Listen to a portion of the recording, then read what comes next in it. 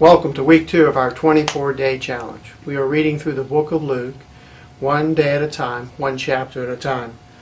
Luke compiled his gospel so that Theophilus might know for certain the things that were taught. We are reading through this amazing and wonderful book so that we too might know the things that have been taught about Jesus.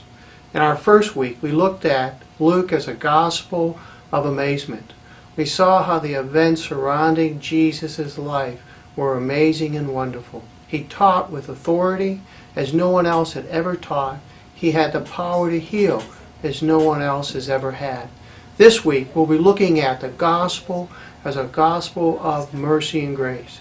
That Jesus was a man who extended his mercy and grace to everyone. He touched the untouchable. He forgave the sinner. He cleansed those that needed his touching and healing hand. In this week's reading, we're going to see that his disciples were growing. It grows from 12 to 70. He sends out the 12 for acts of mercy and grace, and he also then sends out the 70. As the disciples grow, so does the crowds that surround him, and so does the opposition against him. In this section, as we read this week, Jesus will turn his attention to Jerusalem.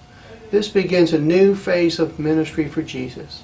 And just as the first phase began with the voice from heaven affirming his ministry, and so a voice from heaven will affirm Jesus' next phase of ministry as he heads to Jerusalem and to the cross. Again, I thank you for joining us on this 24-day journey, reading through the Gospel of Luke, one chapter at a time, one day at a time. Have a great week.